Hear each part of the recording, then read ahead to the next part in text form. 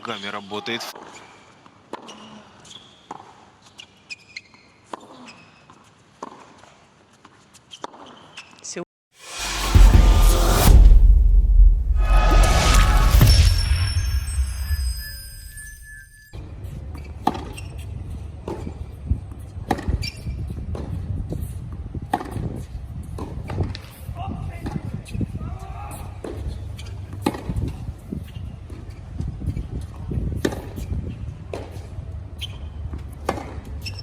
Hey everybody, I hope everybody's doing good, staying safe.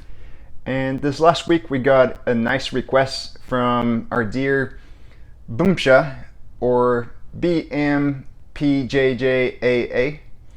to work on a forehand analysis for Stefanos Tsitsipas. And I thought that was a fantastic idea. Tsitsipas is one of those guys that he's got quite an interesting game style. I personally really enjoy it. And I looked for something like that online, couldn't find any analysis, and so today we're going to be covering that. So first of all, just really wanted to thank the support you guys have been giving us, not only from Boomsha, but from everybody else in our other videos. It's been really nice to know you guys are appreciating what we're doing, and just really wanted to let you know that if you do want to see some analysis, or if you have any interest in any type of content for us to work in, just let us know in the comment section below. I really enjoy working on these analysis, and make sure you also hit the subscribe button so you get a notification when we launch a new video. But just jumping right into it, I think Tsitsipas is one of these really cool next gen players who is worth keeping an eye on. The guy has beaten Djokovic, he's beaten Federer, and he's beaten Nadal, so it doesn't really get much better than that. I think it's just a matter of time until he grabs his first Grand Slam. He's had a pretty interesting year already so far. Unfortunately, with COVID, we weren't able to see how he did in the other Grand Slams, but hopefully, US Open and French Open are coming up. But I think Tsitsipas is quite interesting because he's got more of an old school game. I would say he's got that clean one-handed backhand. He's got the simple forehand, and he's got a very nice net game. So I like it because he doesn't have a lot of holes in his game. But today we'll be analyzing his forehand, which is quite interesting, and I'll cover 6 points I was able to notice when I was doing this analysis, and at the end I'll give you my perspective on whether I think this is a pretty good forehand, if it's going to take him far, or if it's just average. Alright, so pretty clean forehand overall, quite nice stroke. So the first point I wanted to cover is his grip. When you're watching him on TV, you might be under the impression that he uses pretty close to an Eastern grip, but if you look at his picture, it is actually between an Eastern grip and a semi-Western grip, actually leaning more towards a semi-Western. If you compare that to Federer or Del Potro's photos, you can see that his grip is actually a little bit more rotated when he's making contact with the ball. So this is actually not an uncommon grip that we would see nowadays from the top players. It is more, I would say, old school than a lot of these guys like Nadal or Zverev, but it's not that uncommon to see that. I think this is also the reason why Tsitsipas' forehand might, when you look at it, it might come across it as flatter. This grip is a little bit more difficult to add topspin to shots, but it's actually a quite common forehand grip.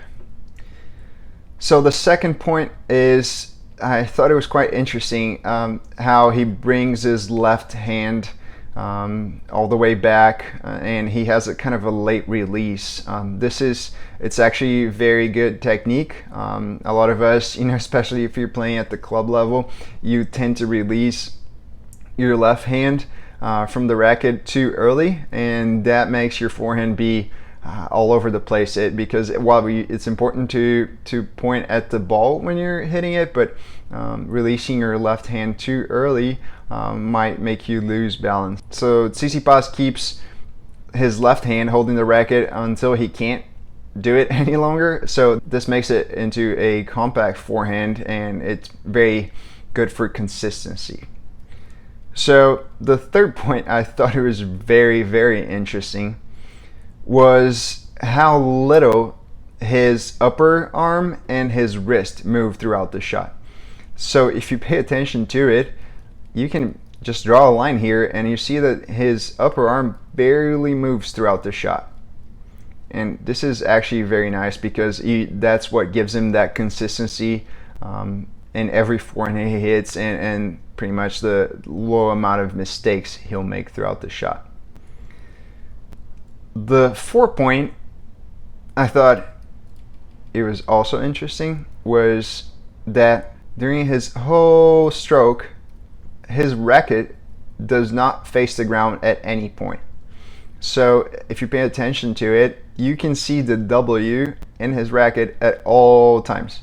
So this is actually very different from what we see normally. This racket, if you pay attention to Federer, Djokovic, Nadal, at some point, all of their forehands have the racket facing the ground.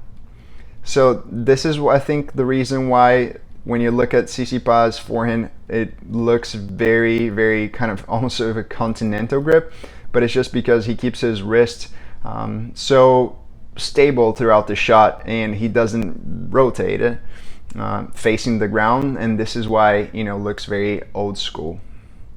So the 5th point, I thought it was beautiful to see how he makes contact in front of his body and how he extends the shot all the way.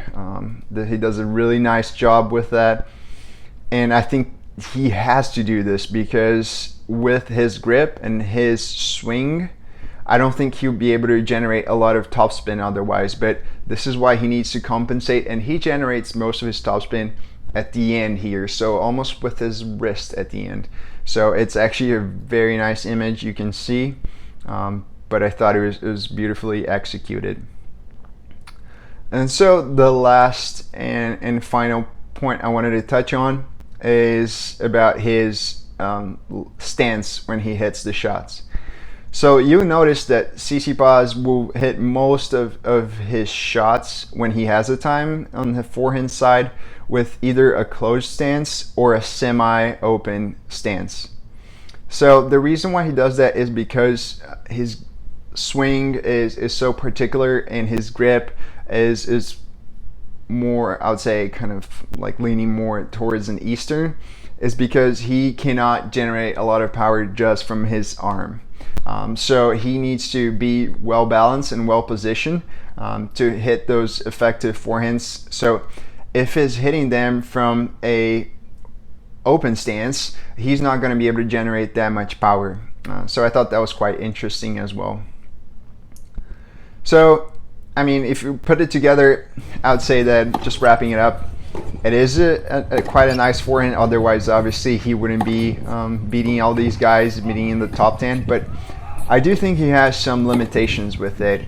If you pay attention to it, he cannot really crack his forehand.